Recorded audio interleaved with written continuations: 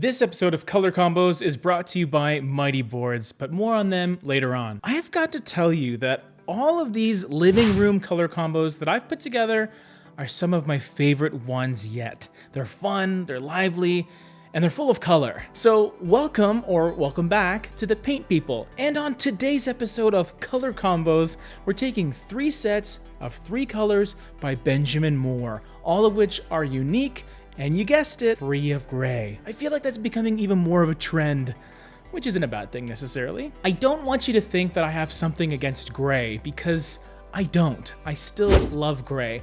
But I couldn't not share these color combos with my fellow paint people, so here we go. As you know, each combo consists of 3 colors, and you could interpret the first color as your primary or your main color, and then the second one is more of a secondary color, while the third is your tertiary or your accent color. This is just a baseline, so don't feel like you're not allowed to switch things up and use one of the more fun colors more liberally. It's just all dependent on your personal taste. So let's start with the one that I would say is the tamest color combo of the bunch, but to me, it's a slight twist on a classic color combo. The first color is 2097-70 Wild Rice. And at first, this color seems like your typical light beige paint color. It sort of is at its core, but what makes it a bit different to me is that orange and red undertone to it, and this gives it almost a touch of a taupe feel. Basically, a very light brown with a bit of a very light gray combined with beige. And as a little exercise, what I can do is compare it to something like Oh, sorry, Siri. Didn't realize I was talking to you. So let's go ahead and compare Wild Rice to Navajo White, which is very much a light beige. And you can see the difference between the two, or at least I hope you can on your personal screen. Navajo White has more of a distinct dose of yellow, while Wild Rice takes on more of a peachy quality that translates beautifully. The second color is much darker, and it's called Cabot Trail. So this color, definitely more saturated, as it almost has a taupe brown quality, but it still has remnants of a red undertone to keep it in line with Wild Rice. You can start to notice the subtle differences in undertones when you put it next to Smoky Ash, which is an extremely similar color. It may not be as noticeable on your screen, but Smoky Ash is just a little more yellow leaning, almost giving it a dark Dijon type of coloration. Wild Rice and Cabot Trail work hand in hand. So for the third color, I wanted to take things into a different direction altogether. Instead of opting for another brown or red-based color, I want blue. The color is called Normandy 2129-40. As a color, it's actually quite similar in depth to Cabot Trail, so there is some comparison there, although Normandy, I believe, is a couple points lower and therefore darker. It also does have some gray to mute it a little bit, but even still, it will really pop off the other 2 colors wonderfully. It's definitely not greeny feeling, but it also doesn't have that purple undertone that's sort of found in something like black pepper. It does sit in a nice little pocket, undertone-wise, I find. This is a no-brainer color combo for anyone that appreciates a bit of a nautical theme. Or you can rely more on the brown-based colors more heavily and just have pops of Normandy blue here and there. As we get to some of the more bold, daring, and super-duper fun color combos, I do want to remind you of our friends at Mighty Boards, which are super relevant in today's video. No matter how mind-blowingly awesome you think my color combos are, you always need to test the colors out first before you commit to using them in your space. You'll save a lot of money that way. Our preferred method of testing on the Paint People is to use a Mighty Board or two, because they are large, flexible, paintable boards that can turn your tiny little swatch from the paint store to a much larger swatch that does a fantastic job at displaying whatever color you're considering. You simply put some tester paint onto the board, let it dry, and then you get to testing.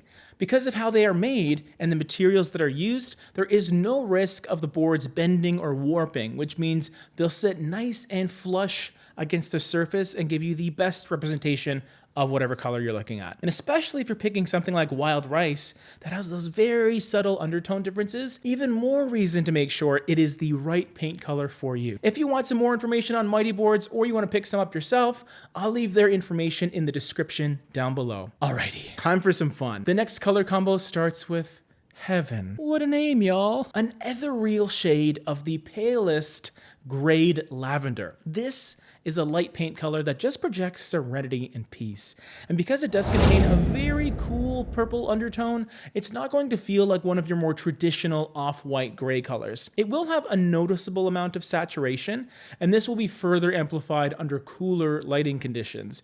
But once you start to see how we pair this off with other colors, the end result is pretty spectacular. At least I think so, which is okay, right? Just my opinion, y'all. So for the secondary color in this combo, it is the darkest color of the trio, but I sort of interpret it as the secondary color, so you can use it a little more heavy-handedly. It's an awesome color called coleco blue, which is quite clearly a deep green, which is sort of odd how they named it that way. It at least leans a bit cooler in general with a blue undertone, and it does have a shaded, deep feel to it as well.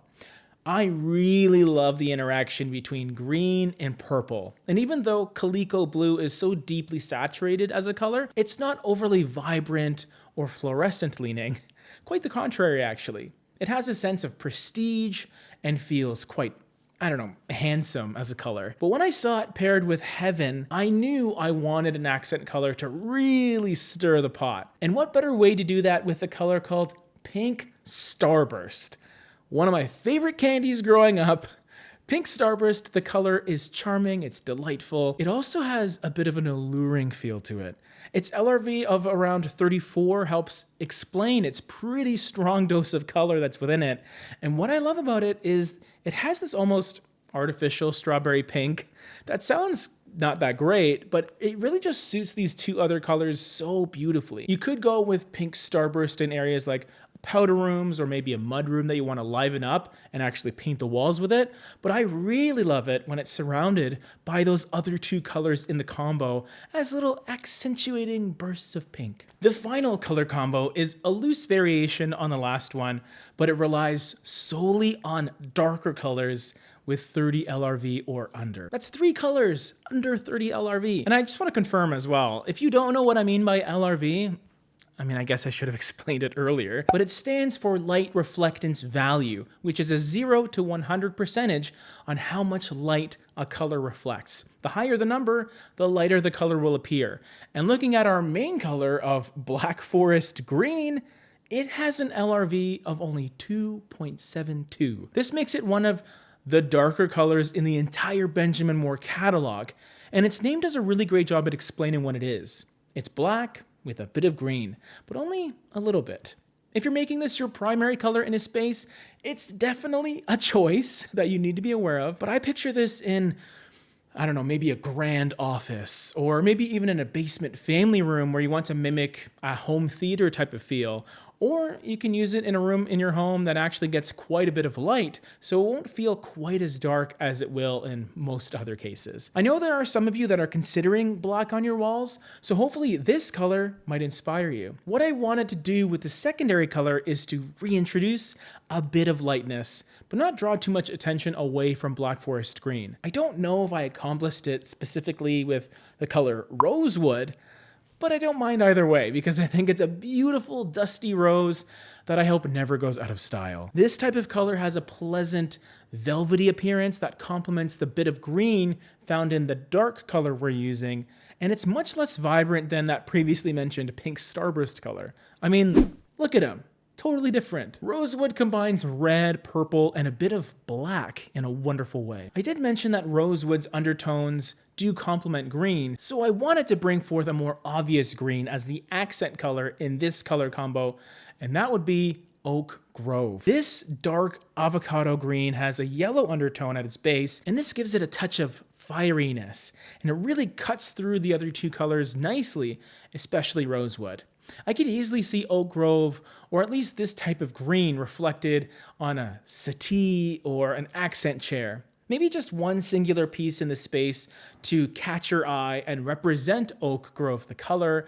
Maybe that's all you really need. And then you allow black forest green and rosewood to represent the majority of the space. Now, I haven't done a color review yet on black forest green, but I did one on this beautiful deep color that I have grown very fond of over the years. Click on the video and I'll tell you all about it, as well as some other color pairings that go alongside it. Cheers!